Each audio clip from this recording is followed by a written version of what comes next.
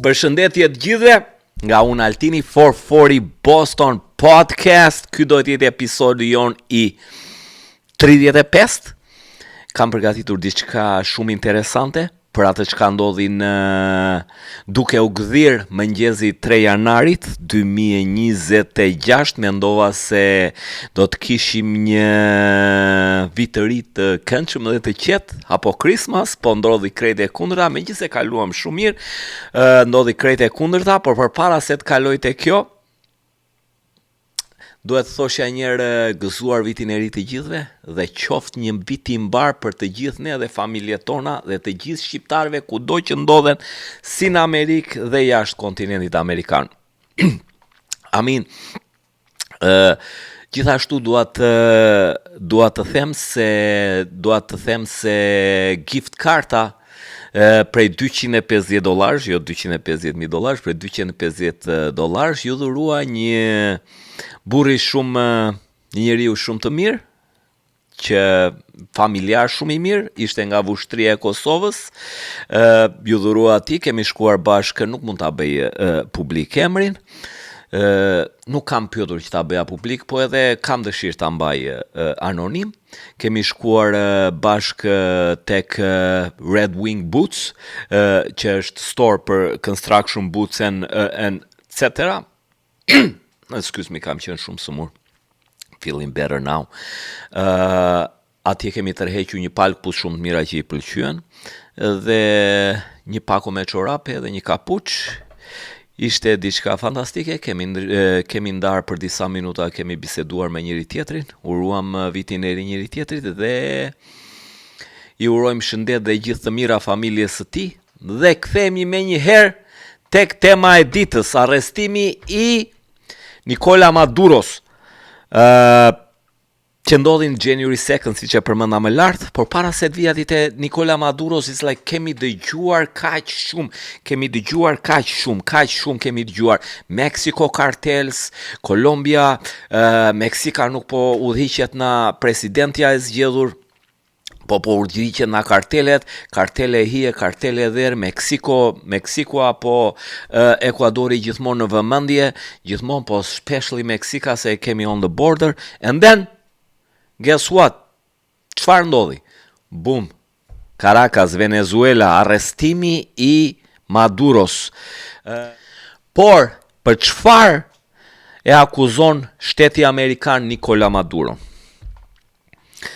Sipas akta akuzave të publikuara në gjykatat amerikane, 1 komplot për narkoterrorizëm, 2 komplot për importim të kokainës, 3 posedim i armëve të zjarrit dhe pajisjeve shkatruese, 4 komplot për përdorim armësh dhe pajisje të tilla në lidhje me trafikimin e drogës. Dhe çmimi për kokën e tij ishte $50 milion. Kush jepte informacion se si mund të kapej informacionet të detajuara, kuptohet. Dhe tani vim tek ora 2 e mbrëmjes e mesnatës së datës 3 janar 2026. Çfarë ndodhi? Pari ishte ky arrestim. Ishte një debt collection operation me gunships. Është një ligj i vjetër në gjeopolitik, ku të gjithë hiqen sikur nuk ekziston, dhe i cili thotë: ti nuk mund të sankcionosh shtete të cilat kontrollojnë burimet e tuaj etike dhe pik. Amerika sankcionoi Venezuelën, ngriu asetet, njohu qeverit paralele, i bën të gjitha. E fundit kishte ngelur ndërhyrja ushtarake që ndodhi në January 3. Po pse në January 3? Pse në 3 janar? Më fal një sekond.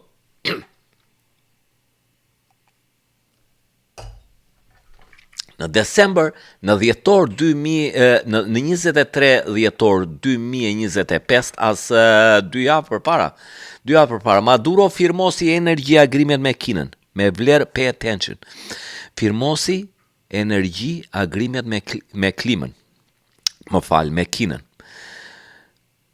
me vlerë $18 bilion. 2 ditë më pas, Jack Sullivan, National Security Advisor, këshilltari i sigurisë kombëtare, kërkoi takime zyrtar të lartë të Vuvuzelës, të Venezuelës, në Panama për të negociuar, por nuk ndodhi dhe arritëm këtu ku jemi sot.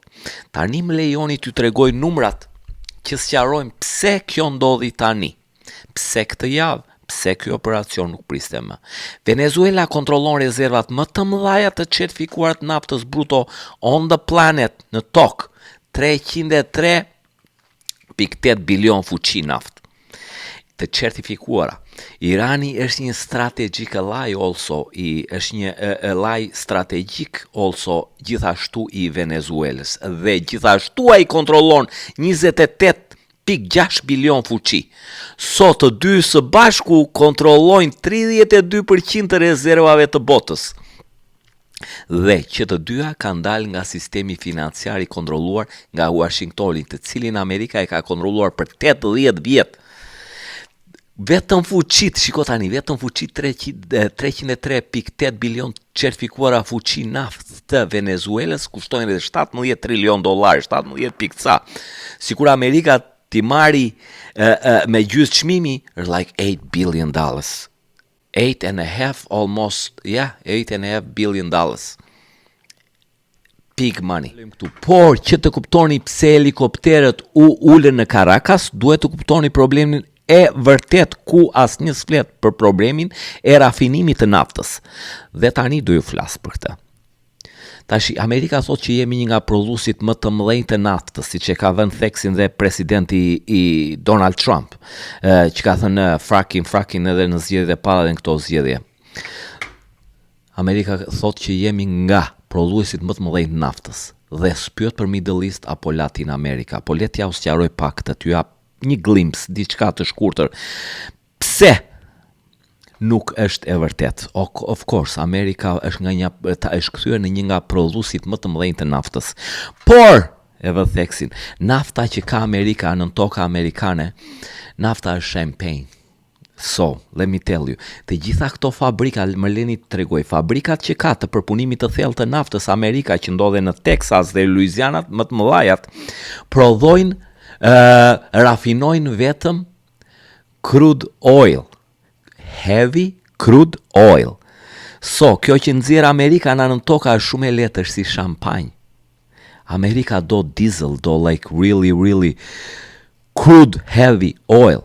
Këto fabrika janë dizajnuar për të Louisianës dhe të Texasit. Si t'ja u vë? Dhe ky oil vjen vetëm nga Middle East, vjen vetëm nga Middle Easti dhe nga Venezuela. Prandaj Amerika e kërkon pa tjetër Venezuelën, sepse edhe njëherë Amerika rafinerit e rënda, rafinerit e Amerikës të Louisianës dhe të Texasit punojnë vetëm me heavy crudo, do me thënë vetëm me Cabernet Sauvignon që vjen nga Riadi, jo me Chanzier Amerika Merlot nga toka. Don't you get it? That's why. Plus, Amerika në 2022 kur filloi lufta me Ukrainën, Rusia me Ukrainën, Amerika për të balancuar dhe për të pasur shkotja u them tani, për të balancuar, për mos lejuar ngritjen e çmimit naftës në tregjet botërore, bëri lëshimin më të madh nga rezervat amerikane. Lëshoi në vitin 2022 180 milion barela nafte, fuqi nafte. Kjo ishte shitja emergjenca e madhe e autorizuar për t'i zbutur çmimet e larta të karburantit dhe mungesat në treg. Dhe Amerika nuk e ka vënë në vend këto fuqi naftë që t'i fusin në rezerva prap mbrapsh. So, we need them back. Tani, kthehemi prap, so vin ke çfarë tha më lart. Kur Washingtoni pa hartën dhe po shikoni për heavy crude supplies, ka pa të parën, pa Rusin. e cila është ndërhevi sanksione dhe janë agresive armiqësor. Saudis janë të pamenaxhuar, më shikoj nga Kina. Kanadaja, it's pumping full capacity, po nxjerr me kapacitet full capacity, so opsioni i vetëm ishte crude fields of Orinoco Belt në Venezuela. Tashti, Venezuela konkretisht po prodhon 780.000 fuqi në ditë. Po Venezuela ka prodhuar 10 years ago, I think, Venezuela ka prodhuar nga 2 deri në 3 milion fuqi. Po kanë 5 deri 10 vjet që nuk financojnë, nuk bëjnë si quhet, nuk po bëjnë Venezuela nuk po bën rikonstruksione në rifinarit, nuk po hedhin lek për ndërtim për mirëmbajtje për rafineritë e tyre të naftës. Si që thasht, konkretisht po prodhon 780.000 fuqi në ditë, por në menaxhim teknik të kinezëve dhe në suportin financiar të Rusisë. Dhe ky bashkëpunim do ta çojë pas 18 muajsh Vuvuzelën min Caracasin në prodhimin e 1.4 milion fuqive në ditë. Po tash shikoni ku ishte gjithë problemi. Që dha Shkëndija për gjithçka, për të gjithë këtë entire operation. Ky vaj që sa folëm i është premtuar Kinës, pasi Kina ka firmosur kontratat të para paguara me Venezuelën në shifra 62 bilion dollar. Edhe Rusia gjithashtu rreth 17 bilion të bekura ba crude oil shipments. Tani, po India. India është mbrapa. Po shiko ç'a bën, por India s'është mbrapa. Shiko ç'a bën India. Komplet indiferente nga sanksionet amerikane, merr 340.000 fuqi në ditë nga Venezuela, i rafinon dhe i shet, i rieksporton në Evropë si Indian product. Amerika provoi 4 strategji thyente këto sirqe, por të gjitha nuk funksionuan. Kush ishte e para? E para ishte presion maksimum me sanksione, por nuk funksionoi. E dyta, ndryshim regjimi through proxies. They spend million back in yuan nga jado që ta njinin si president legjitim, por s'funksionoi. E treta ishte strategji diplomatike, izolim diplomatik. Kush ishte e katërta? E katërta ishte licenca me kondicion që të lejonin kompanitë si Chevron Limited permission të jepnin të drejtë të operonin në Venezuelë, por me kushte të fsheta. Por Maduro nuk i lejonte këto. He was like never trust koncesionet amerikane të dizajnuara me mekanizma influencuese. Por kush ishte final trigger? Venezuela ishte gati në përfundim të integrimit të sektorit energjetik tek bankat kineze, tek China's Cross-Border Interbank Payment System, CIP. Do me thënë, të gjitha rezervat e naftës më të mëdha në planet Earth do të shkëmbeshin jo me dollar, por në një shport të monedhave të ndryshme backed by gold. Menjëherë Washingtoni e pa si një kërcënim të fortë këtë. Ja t'ua shpjegoj çfarë do të thotë. American dollar is not backed by gold since 1971. But is backed by one thing. Një marrëveshje që ka ndodhur 50 vjet të shkuara me Arabinë Saudite. Oli duhet shitet, vaj duhet shitet vetëm me dollar dhe këtu qëndron hileja magjike, pasi çdo vend në botë ka nevojë për vaj. Kështu që çdo shtet do dollar që ta blej, dhe kjo i lejon Amerikës të printoj trillions of dollars dhe të eksportoj inflacionin në shtetet e tjera. Por kjo magji filloi të shuaj dhe sfumohej kur në 2024. Ja do Altini, ja një sekond. Kofi. Pra dhe njerë. Por kjo magji filloi të shuhej dhe sfumohej kur në 2024 petrodollar agreement with Saudis expired dhe ata nuk e rinovuan kontratën. Kështu që tani ata pranojnë Chinese Yuan, India's Rupees e tjera. Kështu që kjo solli rënien e dollarit në global network. kështu që nga 71% që të gjithë përdornin në 99-ën, këto shtete përdorin për trade në 99-ën, ra në 58% në 2024. Dhe çdo përqindje e humbur e vetme në rënje prezanton $350 billion in reduced demand in US Treasury bond, bono thesari, si që themi në Shqip. Po bonot e thesarit godasin gjithashtu sistemin bankar në Amerikë, pasi të gjitha bankat amerikane investojnë në bono thesari, sepse është shumë safe, ka very, very low risk, rrezik shumë të ulët. Por bonot e thesarit ndikojnë tek unë, ndikojnë te çdo qytetar amerikan që është këtu në Amerikë dhe gjithandej në përbot. Ndikojnë tek pensionet, si ndikon tek ne, ndikon tek pensionet, jo drejt për drejt, jo direkt, por indirekt. Si ndikon, si që thash, si për bankat edhe kompanitë e pensioneve investojnë tek bonot e thesarit, po për këtë do flasim, besoj në një ditë tjetër, do bëj në një episod, dhe ndikojnë drejt për drejt se janë very low risk, janë me një rrezik shumë të ulët bonot e thesarit. Dhe ja ku vendos nga qeveria amerikane që Venezuela e kaloi vijën e kuqe, sepse në qoftë se Venezuela do të largojë nga dollari, atëherë kërkesat për bonot e thesarit amerikan, që sapo citova, do të kalonte në një kolaps më të madh. Tani pyetja është çfarë do bënte Amerika, a duhet pranonte këtë realitet multipolar apo negocionte si partner i barabartë me Venezuelën apo me military force? Në qoftë se e kuptua, do negocionte si barabartë me Venezuelën apo do kalonin tek military force.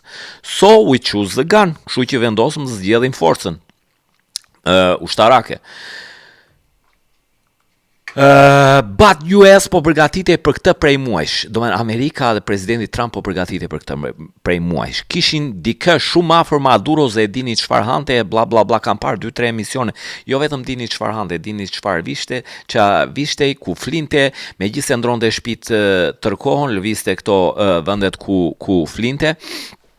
Kishin very, very preciz informacion. Gjithashtu, kam parë disa emisione, si që përmenda më larë, dini dhe se me, t'ja u them, dhe se me qa sapuni laj, dhe kajnë dhe qa ngjyre i kishte brekët. Por, kishte probleme me motin.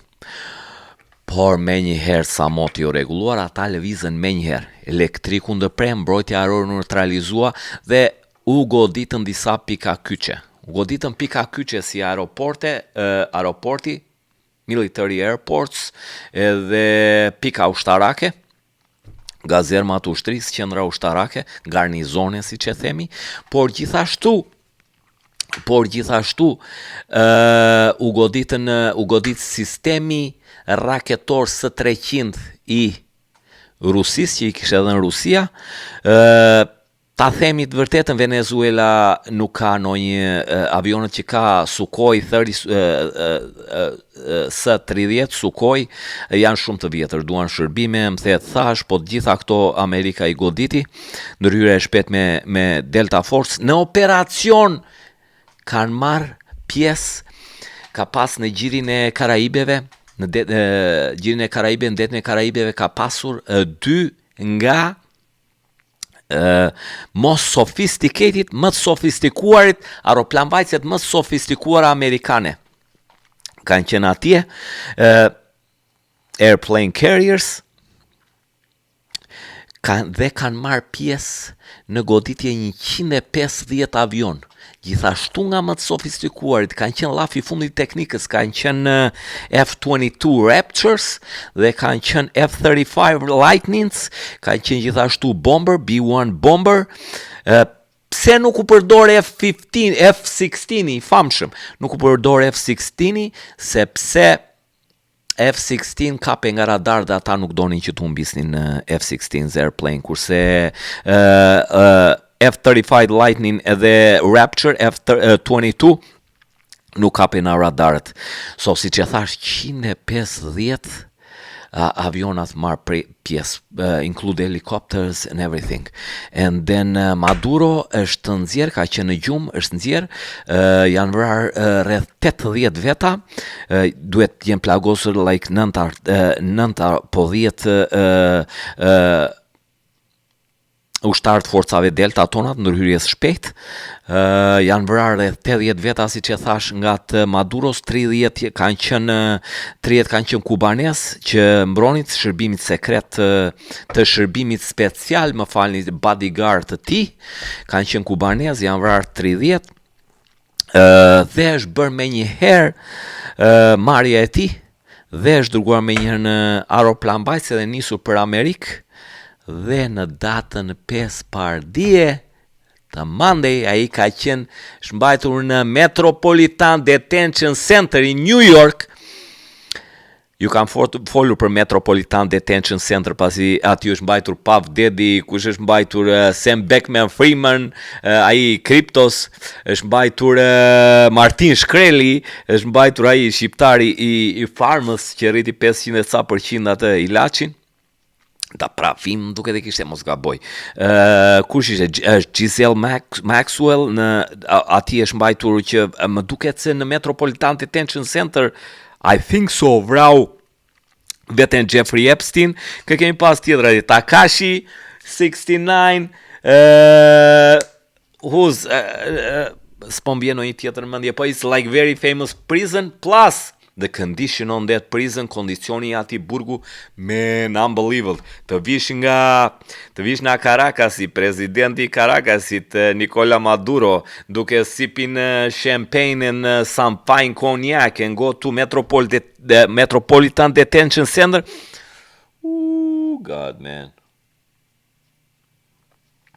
Ata që e tregojnë, e kam përmendur dhe te Puff Daddy, ata që e tregojnë historitë latashme, atje është ftoht në dimër like crazy, ato muret kullojnë, e ngrin, edhe në summer është shumë hot. Anyway, që mos të shmangemi nga full picture për çfarë po flasim, presidenti Trump e ka parë të gjithë skenën në kohë reale nga Mar-a-Lago në West Palm Beach. E kam qenë atje bearin që shkoj në Mars, not even a year ago. It's amazing, beautiful. Por mbas kësaj të nesmen, Trump e Marco Rubio janë pyetur vazhdimisht at press conference, like who is going to run Venezuela tani? Sa ko do të qëndrojnë forcat amerikane atje? Kush do të qeverisi?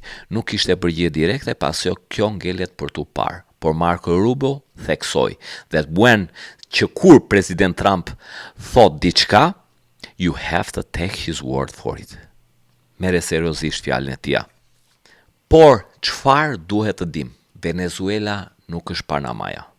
Ka ndodhur gjëra e njëjta gjë po thuajnë Panama, po Panamaja është 3 milion, ka një popull si 3 milionshë, ndërsa Venezuela 30 milionshë. Në Panama was easy, ishte shumë e lehtë pasi Panamaja, ka pas Panamaja atëre ka pas general Manuel Noriega që Amerika arrestoi arrestoi në 89, ka qenë George W. Bush atëre i vjetri që arrestoi Noriega, kurse ta theksoj dhe një Venezuela është 30 milion.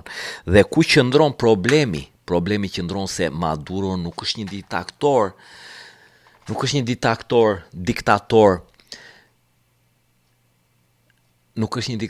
që çdo gjë, gjithë sistemi rretullohet rreth tij. Si Saddami apo Gaddafi, si Saddami ishte full-time dictator. You know what I mean? Everything, the whole system was around him.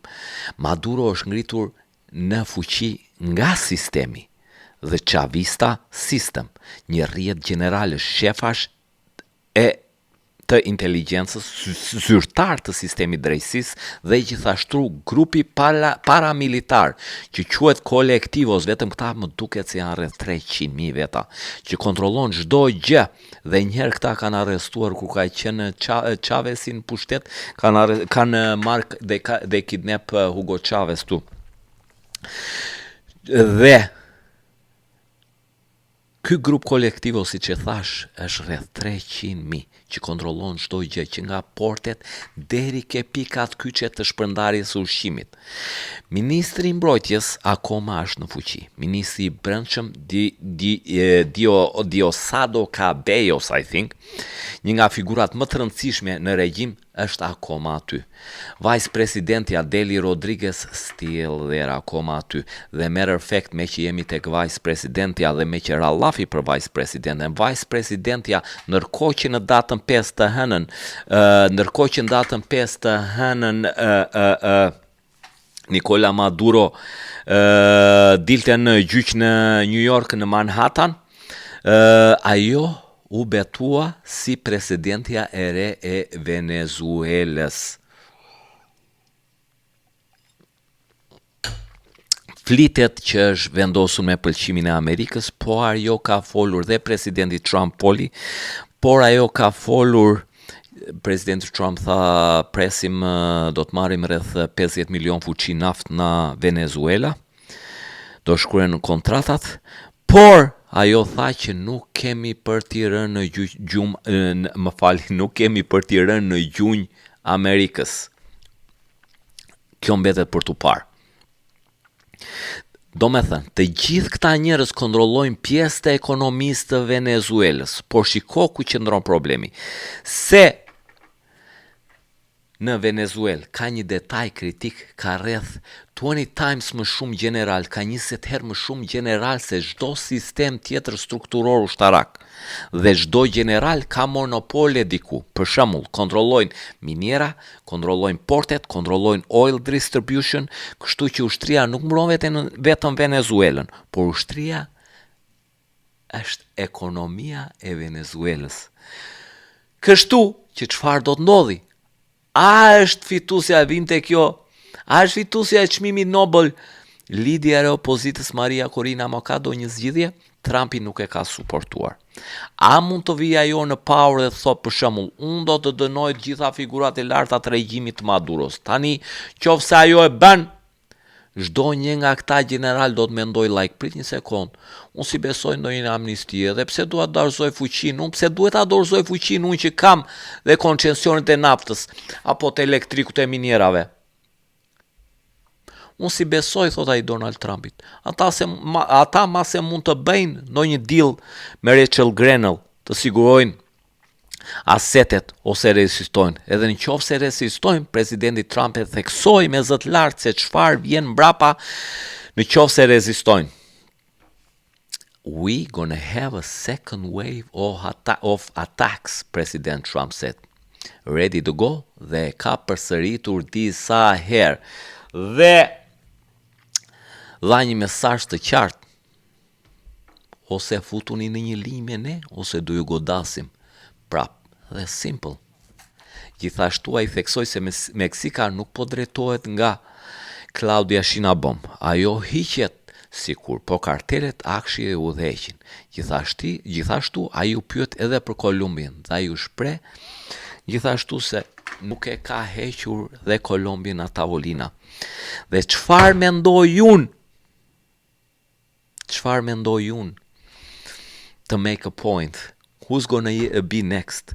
To be honest, presidenti Kolumbis e keeps calling President Trump. Vazhdon të adhresi presidentin Trump, si që po e thriste dhe Maduro. Vazhdon të bëjt njëjtën gjë. Amin, qofse i pëlqejnë rrobat portokalli, Amerika është gati. Dhe you gonna be here too, man. Metropolitan Detention Center. Pele shkoke do të marrin dhe ty si që morë Maduron. Wait for it. But I think first one might be Peru, might be Colombia, po dhe Panamaja, se janë kapur nga porti Perus, portet e Perus, portet më rëndësishme të Perus, portet më rëndësishme Panamas, janë kapur nga kompanit kineze. Kështu që çfarë po bën presidenti Trump, për sa unë kuptoj, dhe me sa unë kuptoj, kërkon të pastroj hemisferën perëndimore. Amerikën dhe North America dhe Amerikën South America, Amerikën Latine. Po tani mos përjashtoni do që ti marri të gjitha në zotrim. Por mos përjashtoni se kam frikë se ai po përgatitet për Groenlandën. Might be next step mund të jetë Groenlanda. Por kjo mbetet për tu parë. Shpresoj t'ju kem dhënë disa detaje, që t'ju ken shërbyer për të clear, për të pastruar ato mendimet tuaja. Por do mbahemi dhe do qëndrojmë në kontakt, të shikojmë se çfarë do të ndodhi. Them se është Groenlanda, por might be Peru, mbase pastron herë komplet siç e theksova, mund pastroj Amerikën Latine. Pastaj t'hidhet në Groenland. Por kam dhe një merak tjetër, pëllaki t'hidhet direkt në Groenland. Kjo mbetet për të parë. Dhe nga unë Altini, ky është fundi i episodit të 35, nga unë Altini, paçi një vit të mbar dhe gaze hare në familje tua dhe do shihemi së shpejti. Every other week, siç e kam thënë, po do nxjerrim gjithë ato reels nga ky podcast që patëm kësaj radhe. Ju përshëndes, kalofshi mirë.